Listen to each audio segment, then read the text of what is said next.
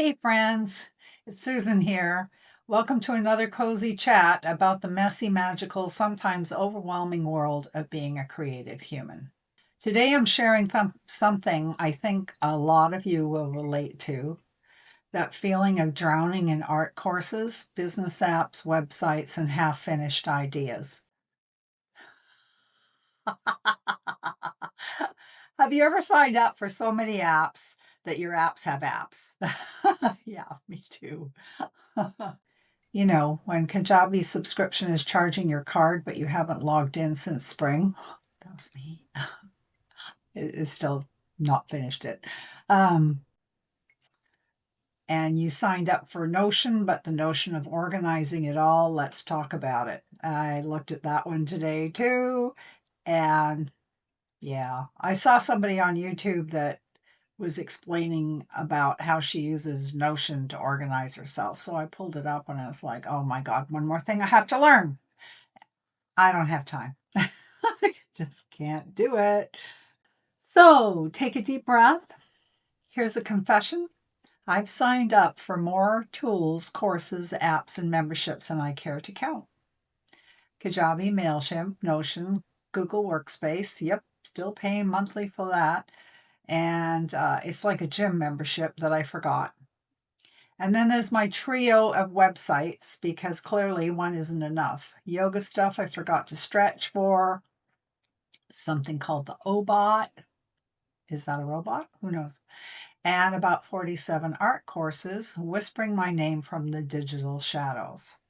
And let's not forget all the YouTube business courses, all promising to teach me how to grow, but mostly teaching me how good I am at abandoning logins. But here's what's changed recently. I found one course that only runs once a year. It's helping me stay focused on one clear thing: how to create something saleable, something that feels meaningful. And you know what? It's working. I'm also learning from the course.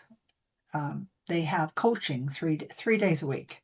There's 3 times a week where it's different kinds of coaching, but the biggest thing that I'm getting is they're teaching me, one, stay focused. One, I have to complete it because they have a guarantee. And if I don't complete it and I fail at the end, I have a money back guarantee. And I'm also learning valuable information, how to promote myself, and not to beat myself up and feel like quitting, because I have felt like quitting so many times in the last 2 years. And I just always feel like I have imposter syndrome, or, I feel like I'm not good enough, that my videos aren't good enough. They're really helping to encourage me to move beyond that stuff, because I think we all go through it. It's teaching me something so much deeper, that overwhelm is normal, that feeling like an imposter, that's part of the creative ride. Even after I got monetized, I had a video do really well, and my views dipped, and it was hard to feel like not feel like I had failed. It's like, how do you catch up on that? It's crazy.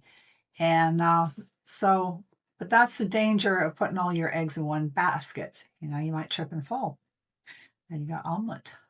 Okay, so now I'm trying to simplify, and I've seen other artists uh, create for YouTube and Skillshare, and that's it. No side hustle confusion, no endless funnel building.